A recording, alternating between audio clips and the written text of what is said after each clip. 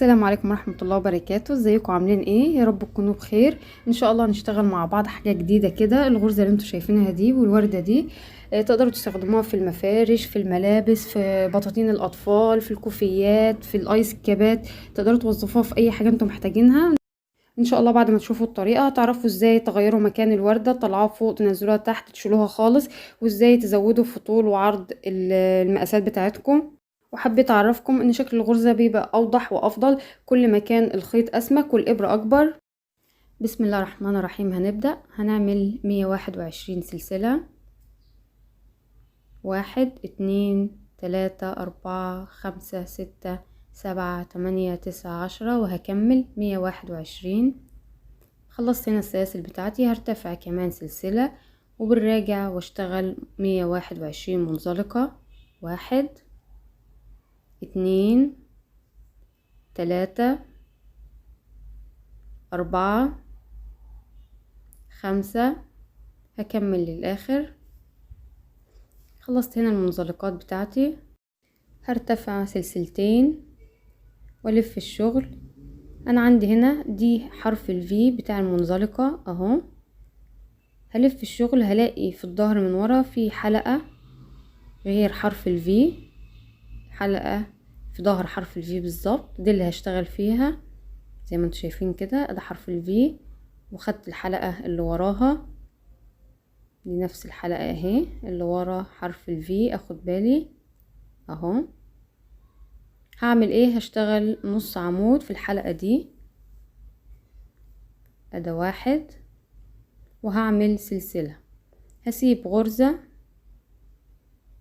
وهدخل في الغرزة اللي بعدها في الحلقة اللي ورا وهعمل نص عمود وسلسلة، وهسيب غرزة وادخل في اللي بعدها واعمل نص عمود. زي ما انتم شايفين حرف الفي باينه خالص من قدام، واعمل سلسلة واسيب غرزة وفي اللي بعدها واعمل نص عمود وسلسلة ونص عمود واكمل للاخر 61 نص عمود. هرتفع سلسلة والف الشغل، هشتغل منزلقات في الغرز بتاعتي عادي. 1 في السلسلة اللي في النص وهعمل فيها برضو منزلقة، وفي النص عمود الغرزة التالتة واعمل منزلقة، وفي السلسلة اللي في النص واعمل رابع منزلقة، وفي نص العمود واعمل 5 6 7 8 9 10. هكمل للآخر. هرتفع سلسلتين وهكرر تاني الصف بتاع النص عمود. هسيب حرف الفي بتاع غرزة المنزلقة وهاجي في الحلقة اللي ورا حرف الفي اهي زي ما انتم شايفين، واعمل نص عمود وسلسلة واسيب غرزة وادخل في اللي بعدها في الحلقة اللي ورا حرف الفي، الحلقات دي، واعمل نص عمود وسلسلة وهسيب حلقة وادخل في اللي بعدها واعمل نص عمود وسلسلة ونص عمود. هكمل بنفس الطريقة لاخر الصف. وصلت لنهاية الصف، هرتفع سلسلة وهشتغل بالراجع 17 منزلقة. 1 2 3 4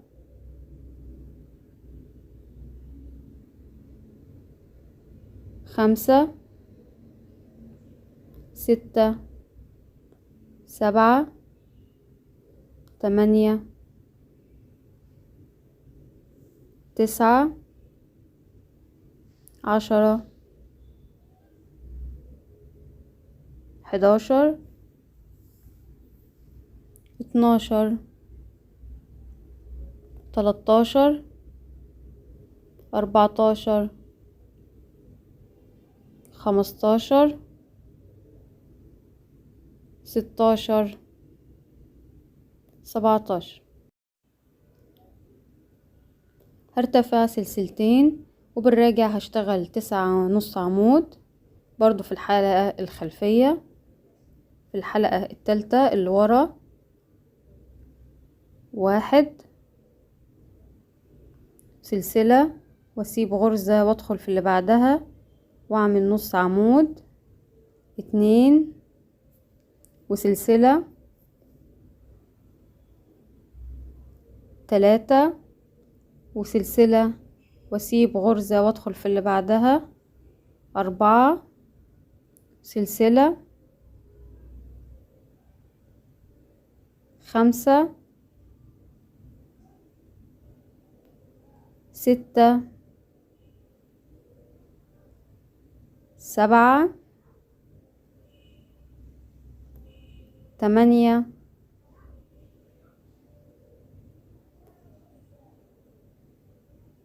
واخر نص عمود في اخر غرزة معايا رقم 9. هرتفع سلسلة وبالراجع هشتغل 15 منزلقة، 1 2 3 4 5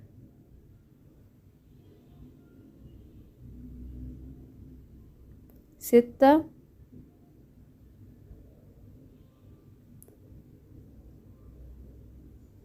7 8 9 10 11 12 13 14 15 وبسيب اخر غرزتين. هرتفع سلسلتين وبالراجع هشتغل 8.5 عمود في الحلقة التالتة اللي ورا حرف الفي، 1 سلسلة، هسيب غرزة وادخل في اللي بعدها، 2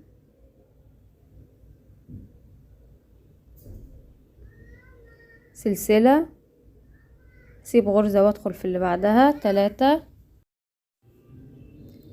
وسلسلة واسيب غرزة وادخل في اللي بعدها، 4 وسلسلة واسيب غرزة وفي اللي بعدها،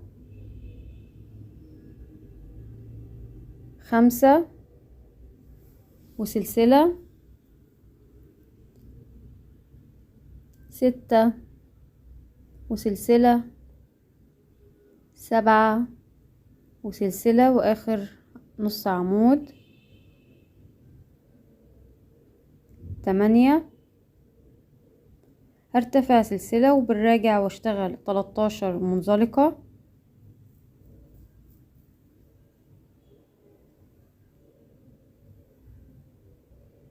1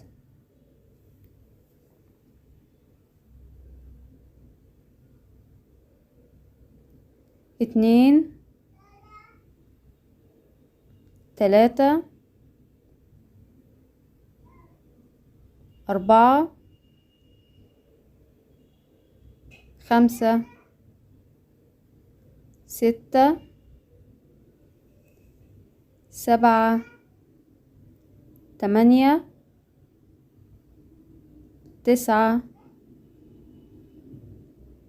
10 11 12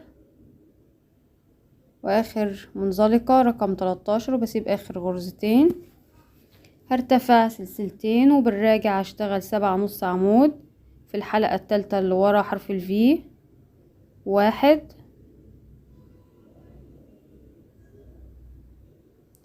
وسلسلة، سيب غرزة وادخل في اللي بعدها، 2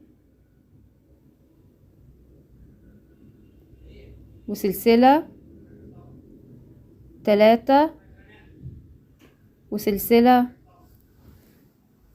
4 وسلسلة، 5 وسلسلة، 6 وسلسلة، واخر غرزة معايا رقم 7.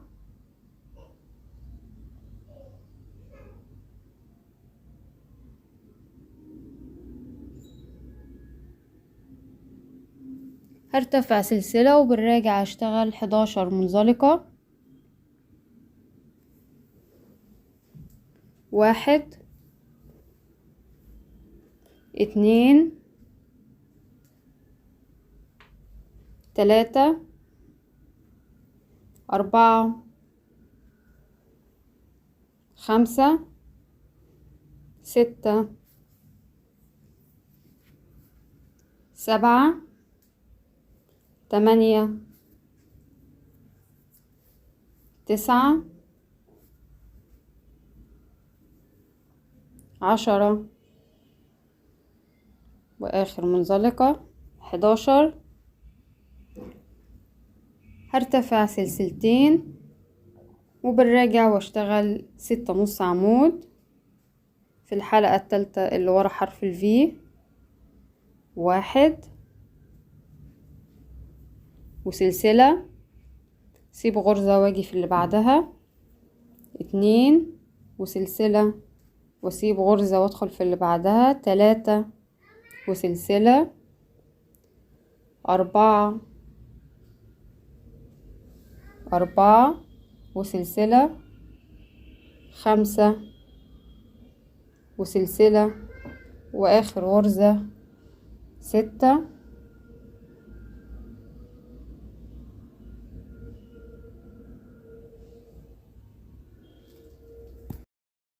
هشتغل بالراجع 35 منزلقة، 1 2 3 4 5 6 7 8 9 10 واخر واحدة في الصف ده 11. هاجي في الجنب بتاع العمود النص عمود اللي انا عاملاه واعمل غرزة واحدة في الجنب اهي في سلاسل الارتفاع، واعمل منزلقة واحدة، وفي الغرزتين اللي انا سبتهم في الصف اللي تحت واعمل 2 منزلقة في كل غرزة واحدة. 13 14. هاجي في الجنب بتاع غرزة النص عمود واعمل منزلقة يبقى كده 15، وهاجي في الغرزتين اللي تحت اللي انا سايباهم في الصف اللي تحته 16، في الغرزة اللي بعدها يبقى كده 17. هاجي في جنب النص عمود 18،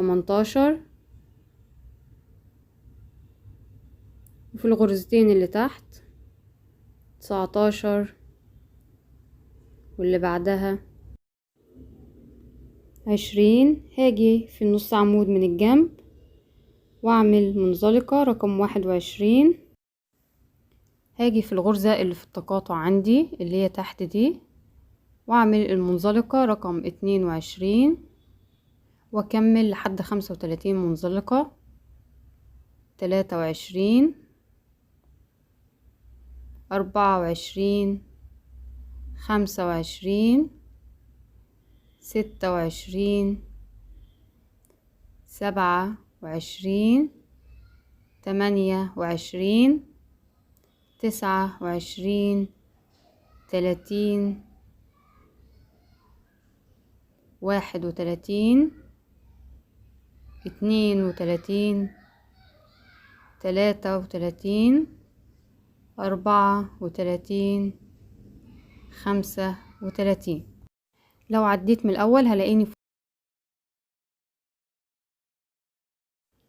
هرتفع سلسلتين وبالراجع هشتغل 18 نص عمود في الحلقة الثالثة اللي ورا حرف الفي، 1 وسلسلة واسيب غرزة وفي اللي بعدها 2 وسلسلة واسيب غرزة وفي اللي بعدها 3 وسلسلة 4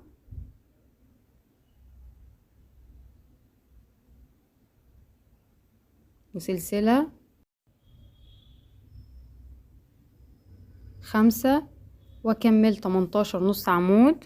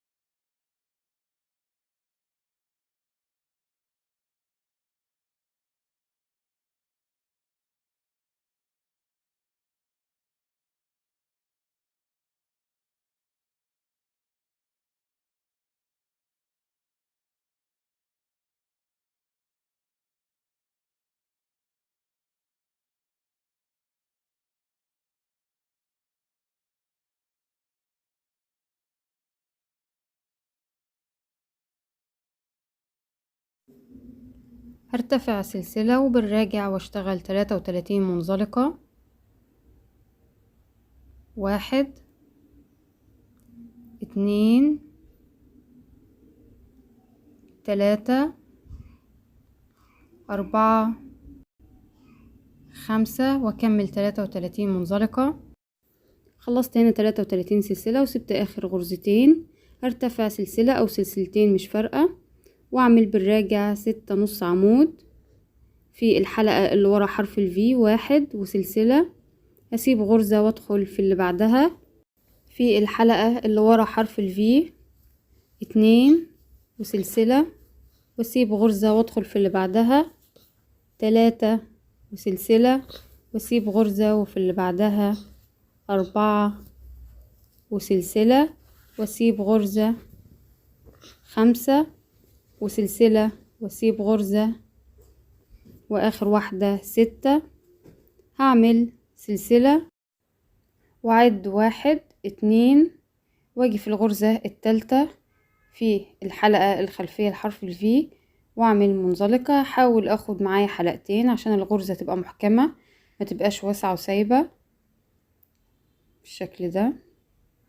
هرتفع سلسلة وبالراجع واشتغل 11 منزلقة.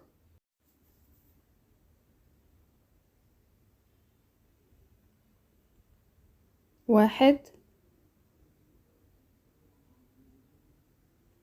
بحاول اخد حلقتين على الابرة مش حلقة واحدة عشان يبقى شكلها حرف في من قدام.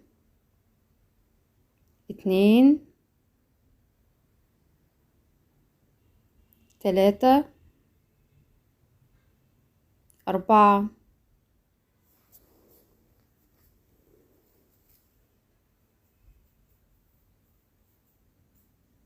5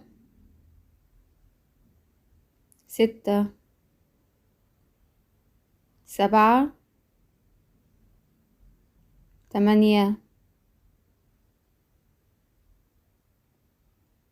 9 10 11 وبسيب اخر غرزتين. هرتفع سلسلة واشتغل بالراجع 6 نص عمود في الحلقة اللي ورا حرف الفي. 1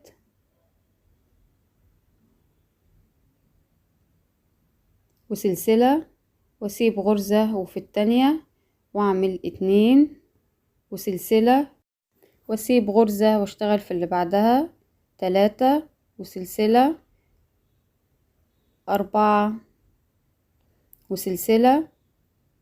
5 وسلسلة واخر واحدة معايا رقم 6. هعمل سلسلة وهعد غرزتين في الجنب وادخل في التالتة، وزي ما قلت بحاول اخد حلقتين مش حلقة واحدة عشان الغرزة تبقى محكمة، واعمل منزلقة. هرتفع سلسلة وبالراجع واشتغل 11 منزلقة. 1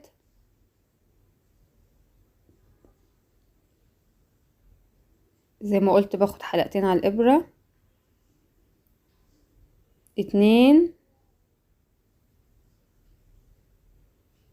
3 4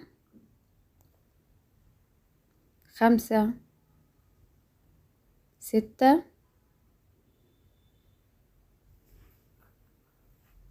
7 8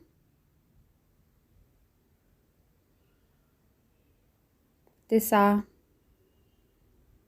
10 واخر غرزة رقم 11. وهسيب اخر غرزتين، هرتفع سلسلة او سلسلتين والف الشغل واشتغل المرة التالتة 6 نص عمود.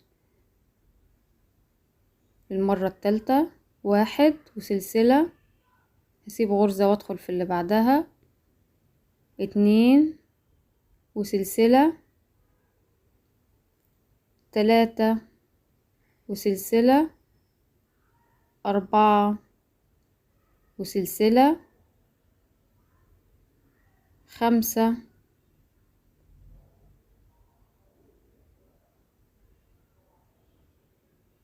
وسلسلة واخر نص عمود رقم 6.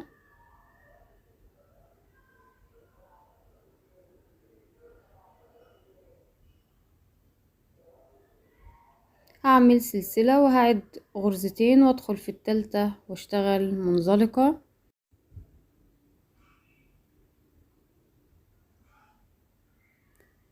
لو جيت اعد الغرز من البداية من هنا هلاقيني عاملة منزلقة في الغرزة رقم 14.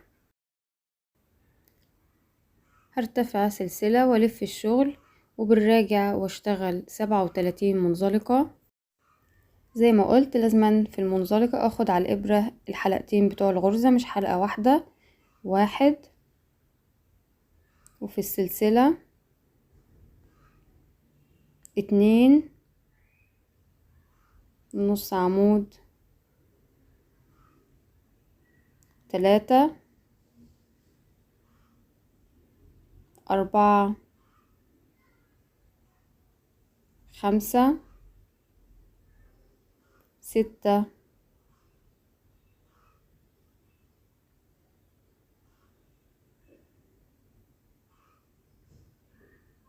7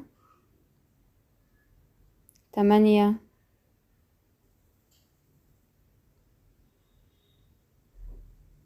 9 10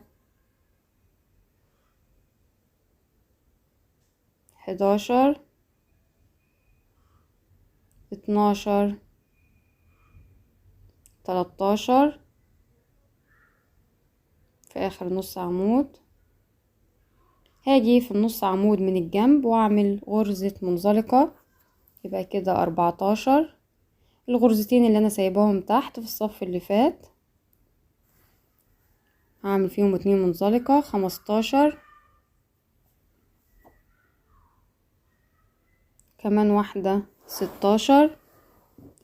في النص عمود من الجنب هعمل منزلقة 17 والغرزتين اللي انا سايباهم 18 19. وهاجي في الجنب واعمل كمان منزلقة 20 والغرزتين اللي تحت اللي انا سايباهم 21 22. وفي جنب النص عمود هعمل 23. هاجي على طول في الغرز اللي تحت واعمل منزلقة 24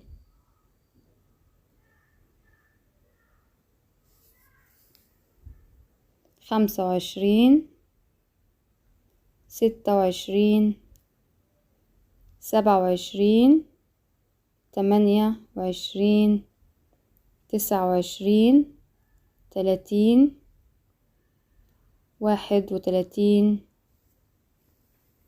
32 33 34 35 36 واخر واحدة 37. هاجي اشوف عدد النص عمود تحت، هلاقيهم 1 2 3 4 5 6 7 لحد التقاطع، وبعد التقاطع برضو 7، وبعد التقاطع التاني هلاقيهم 9 نص عمود. خلصت هنا اهو 37 منزلقة. هرتفع سلسلة او 2 والف الشغل واشتغل بالراجع 19 نص عمود. ده 1، واعمل سلسلة واسيب غرزة وادخل في اللي بعدها، طبعا في الحلقة اللي ورا حرف الفي. 2 وسلسلة واسيب غرزة وادخل في اللي بعدها في الحلقة اللي ورا حرف الفي. 3 وسلسلة. 4 وسلسلة. 5 وسلسلة واكمل 19 نص عمود.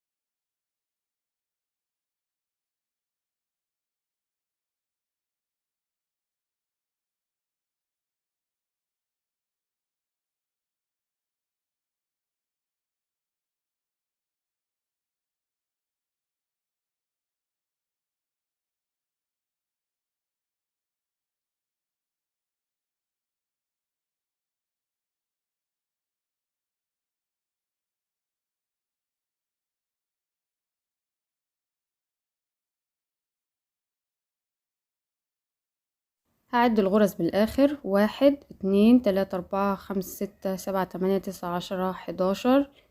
هدخل في الغرزة رقم 11 في الحلقة اللي ورا حرف الفي، الغرزة رقم 11 من البداية، واعمل منزلقة، او ممكن تعدوا غرزتين وتدخلوا في التالتة بس زيادة التأكيد عشان اتأكد ان انا ماشية صح. هرتفع سلسلة وبالراجع واشتغل 37 منزلقة زي ما عملت بالظبط الصف اللي قبل اللي فات.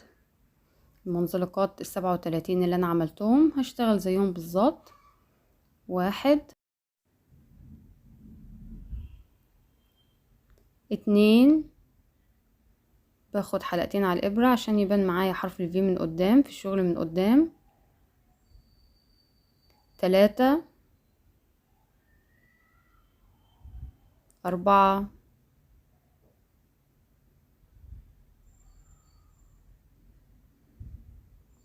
5 وهكمل 37 منزلقة.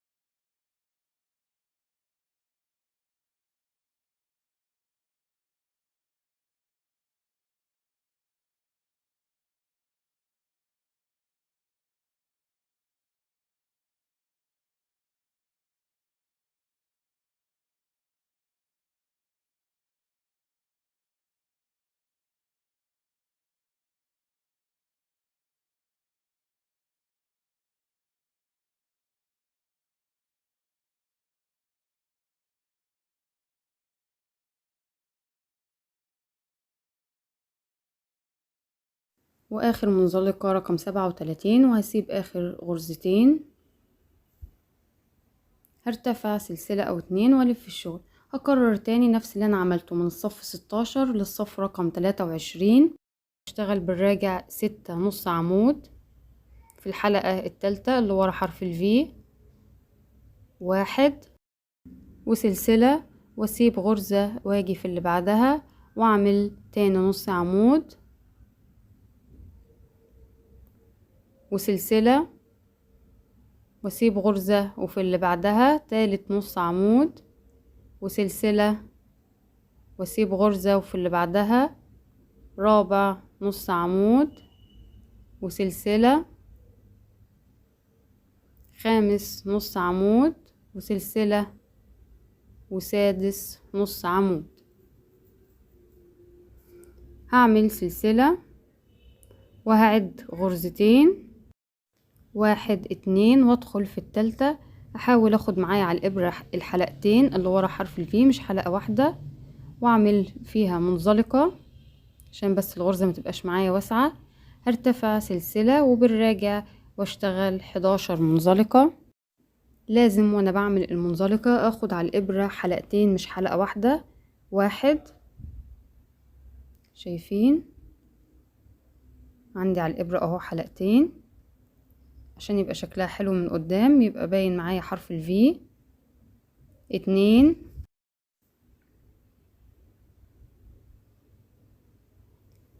3، 4،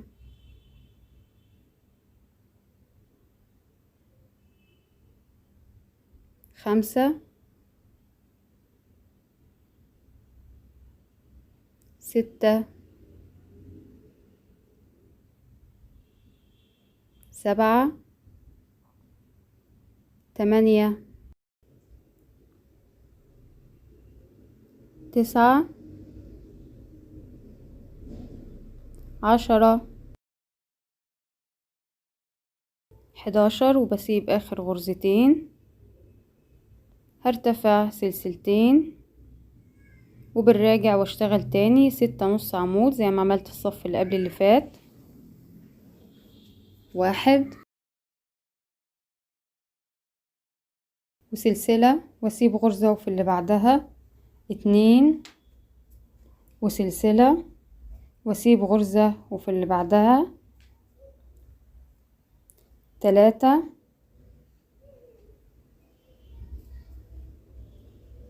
وسلسلة، واسيب غرزة وفي اللي بعدها 4 وسلسلة،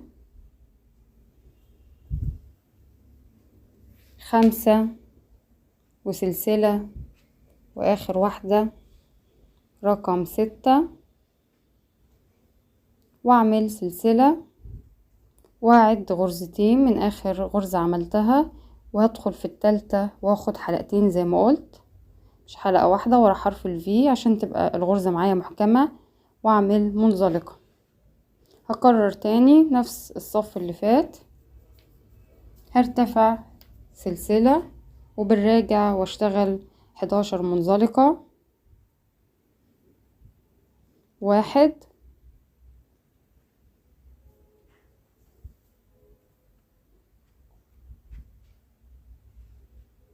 2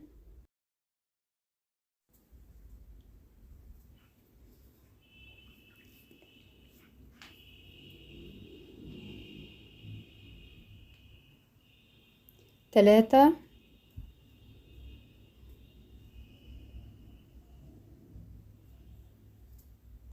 4 5 6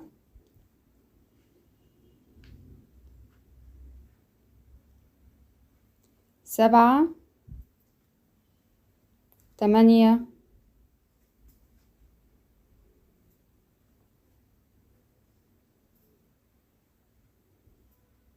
9 10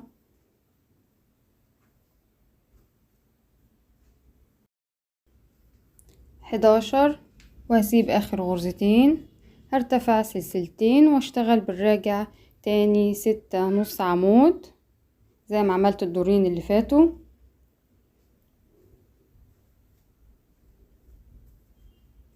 واحد، سلسلة،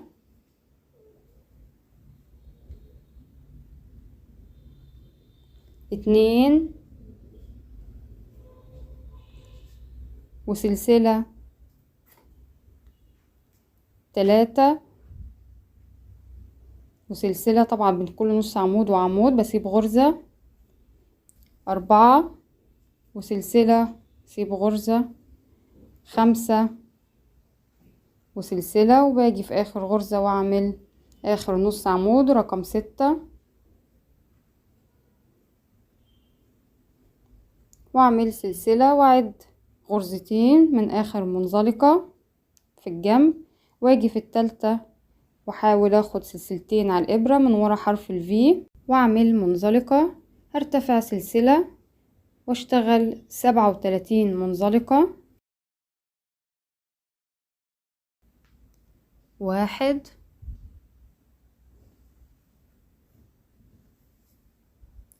اتنين،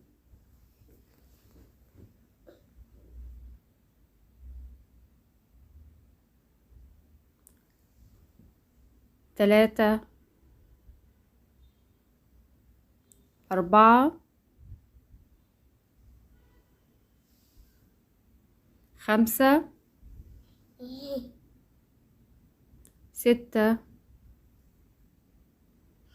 سبعة، تمانية، تسعة، 10، 11، 12،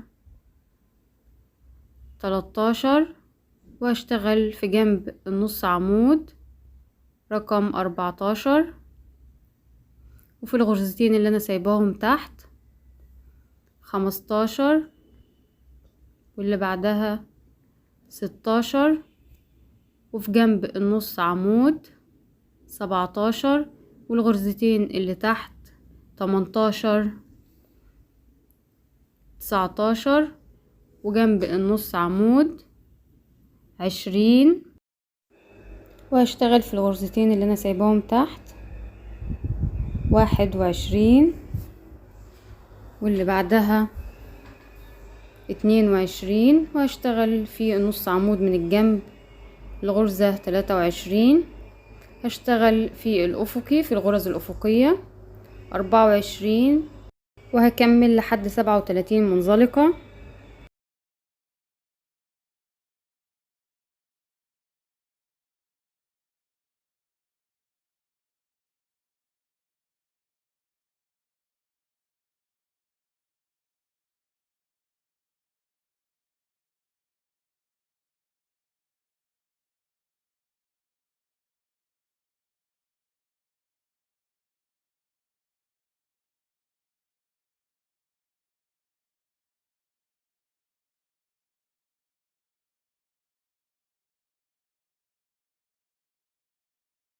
لو جيت اعد غرز النص عمود من عند التقاطع هلاقيهم 7 نص عمود.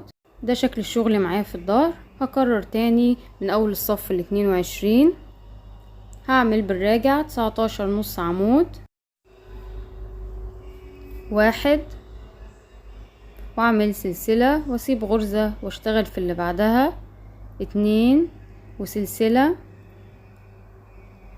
3 وسلسلة 4 واكمل للاخر 19 نص عمود. وصلت للاخر عملت 19 نص عمود هعمل سلسلة وهعد غرزتين وهاجي في التالتة واشتغل منزلقة. لو عديت عدد الغرز من اول التقاطع لهنا الاقيهم 14 في الاول هنا كانوا 11 هعدهم 1 2 3 4 5 6 7 8 9 10 11 12 13 14 الغرزة رقم 14 اللي انا عاملة فيها منزلقة. هرتفع سلسلة واكرر تاني الصف رقم 23 هعمل 37 منزلقة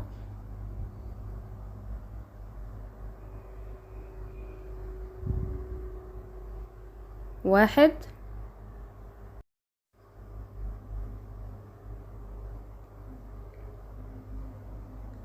2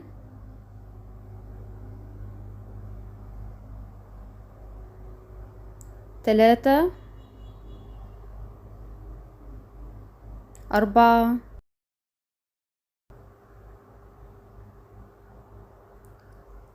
5 واكمل.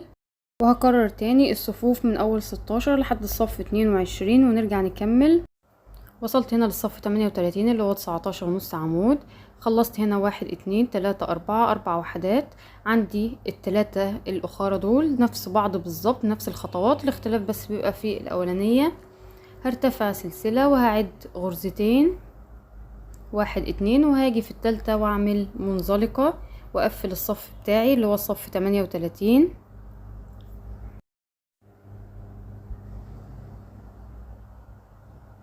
هرتفع سلسلة. لو جيت اعد الغرز دي هلاقيهم 14 غرزة. 14 عملت المنزلقة في الغرزة رقم 14. هلف الشغل واشتغل بالراجع 55 منزلقة.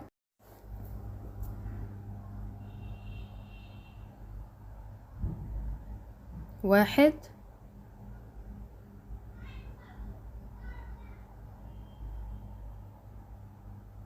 2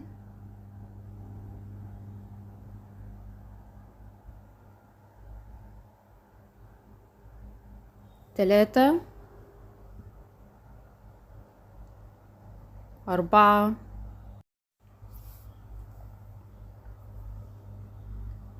5 وهكمل 55 منزلقة زي ما عملت المنزلقات دي نفس الطريقة.